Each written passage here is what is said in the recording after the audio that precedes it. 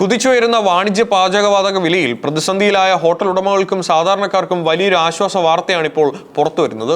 വാണിജ്യ ആവശ്യങ്ങൾക്കുള്ള LPG സിലിണ്ടറുകൾക്ക് പകരമായി ഉപയോഗിക്കാവുന്ന എഥനോൾ അടിസ്ഥാനമാക്കിയിട്ടുള്ള സ്റ്റൗകൾ കേന്ദ്ര സർക്കാർ ഉടൻ വിപണിയിലെത്തിക്കും. ഗ്രെയിൻ എഥനോൾ മാനുഫാക്ചേഴ്സ് അസോസിയേഷൻ ഇതിനായുള്ള നിർദ്ദേശം സർക്കാരിന് സമർപ്പിച്ചതായും സ്റ്റൗകളുടെ നിർമ്മാണ പ്രവർത്തനങ്ങൾ പുരോഗമിക്കുന്നതായും വ്യക്തമാക്കി കഴിഞ്ഞു.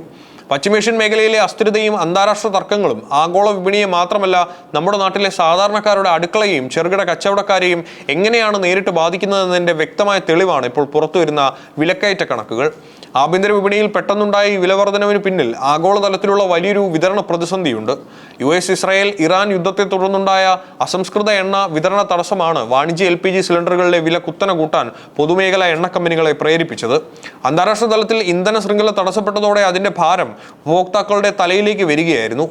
പുതുക്കിയ നിരക്കുകൾ പ്രകാരം രാജ്യത്തെ പ്രധാന നഗരങ്ങളിലെല്ലാം വാണിജ്യ സിലിണ്ടറുകളും വലിയ സാധാരണക്കാർക്ക് താങ്ങാൻ കഴിയുന്നതിലും അപ്പുറത്തേക്ക് ഉയർന്നിരിക്കുകയാണ്.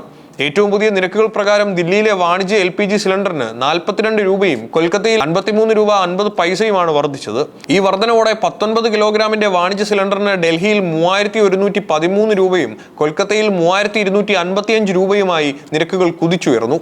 ഈ വിലക്കയറ്റം വിപണിയിൽ ഉണ്ടാക്കാൻ പോകുന്ന ദീർഘവ്യാപകമായ പ്രത്യാഘാതങ്ങൾ ചെറുതല്ല. ഇത് സാധാരണക്കാരുടെ ഭക്ഷണ ചെലവിനെ നേരിട്ട് ബാധിക്കും. വാണിജ്യ സിലിണ്ടറുകളുടെ വിലയിലുണ്ടായ ഈ കുതിച്ചുചാട്ടം റെസ്റ്റോറന്റുകളുടെ പ്രവർത്തന ചെലവ് കുത്തനെ കൂട്ടിയിട്ടുണ്ട്.